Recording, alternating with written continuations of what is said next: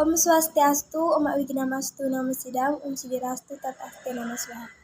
Perkenalkan, saya Netri Widya dari Prodi Sumber Daya Akuatik Fakultas Pertanian. Umat sedharma, marilah kita ucapkan puja-puji astungkara kepada Ide Sang Hyang Widi karena sampai saat ini kita masih diberikan kehidupan yang sempurna. Umat sedharma dimanapun berada, pada kesempatan yang baik ini saya akan membawakan Dharma Wacana singkat yang berjudul Pengaruh Triguna Terhadap Atman. Mungkin umat sedharma berpikir, hidup saya sekarang lagi susah. Untuk apa saya mengaturkan puja-puja astungkara kepada Ide Sang Hyang Widi? Bahkan untuk makan besok pun saya harus masih berpikir. Umat sedharma yang terkasihi, ada sebuah seloka yang berbunyi, dari semua makhluk hidup, hanya yang dilahirkan sebagai manusialah yang dapat melakukan perbuatan baik dan perbuatan buruk. Maka, leburkanlah perbuatan terburuk tersebut ke dalam perbuatan baik. Dengan begitulah fungsi yang sesungguhnya dilahirkan sebagai manusia. Demikianlah bunyi Samuscarya Seloka 2.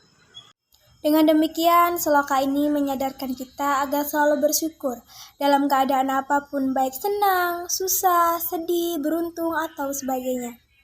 Kita terkadang lupa, dilahirkan sebagai manusia merupakan suatu hal yang sangat beruntung. Karena dengan sabda bayu dan idepnya, manusia dapat membedakan mana perbuatan baik dan mana perbuatan buruk. Sehingga dengan serada kita dapat meningkatkan kualitas atman pada kehidupan kita selanjutnya. Karena salah satu serada yang kita yakini yaitu kelahiran yang berulang-ulang.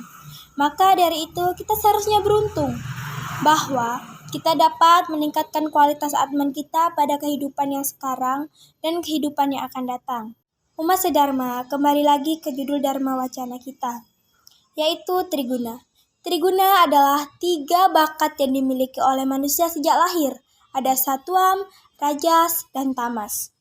Sesungguhnya kelahiran kita sekarang ini dengan segala sifat, watak, merupakan pengaruh dari Triguna pada atman di kehidupan kita terdahulu. Sering kita dengar istilah bayi yang baru lahir diibaratkan kertas putih dan bersih. Tapi, dalam sebuah agama Hindu itu merupakan sebuah kekeliruan yang besar. Kita sering melihat dalam lingkungan kita ada seorang bayi yang baru dilahirkan dengan keadaannya cacat, seperti bibir sumbing, badan kurang lengkap, dan mungkin ditinggalkan di pinggir jalan begitu saja. Tapi ada juga seorang bayi yang terlihat cantik, tampan, dan dilahirkan dalam keluarga sejahtera. Apakah dalam sebuah cerita itu kita masih yakin bahwa bayi yang baru dilahirkan merupakan sebuah lembaran putih bersih? Tentu saja tidak. Bayi yang baru lahir merupakan sebuah contoh kertas daur ulang yang warnanya menyesuaikan dari coretan-coretan karma kita terdahulu. Jadi, bukan merupakan kertas yang putih dan bersih. Dan semua keadaan yang saya sebutkan tadi merupakan contoh pengaruh dari Triguna pada sebuah atman. Pada Pustaka Suci Waspati Tattwa, Seloka 20 menjelaskan, apabila tatwa cita yang dominan, itulah atman yang menemukan kemoksaan atau kelepasan. Maksudnya, apabila seseorang semasa hidupnya selalu melakukan satwam atau kegiatan baik untuk mencapai moksa atau kelepasan, dengan moksa itu sendiri adalah tujuan tertinggi dari umat Hindu. Dengan demikian, maksudnya, jika seorang semasa hidupnya selalu melakukan perbuatan satwam atau suatu perbuatan yang dapat mencapai moksa dan kelepasan, dengan moksa sendiri adalah tujuan tertinggi dari umat Hindu, maka atman tersebut tidak akan dilahirkan kembali.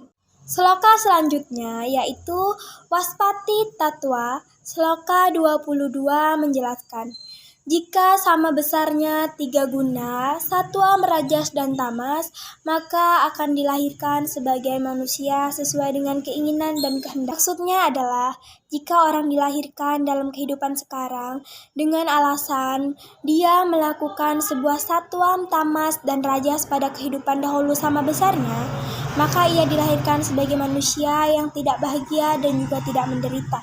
Dan ada Waspati Tattwa Seloka 24 menjelaskan, jika rajas besar dengan kemarahan yang besar, maka itu akan yang menyebabkan Atman jatuh ke dalam neraka.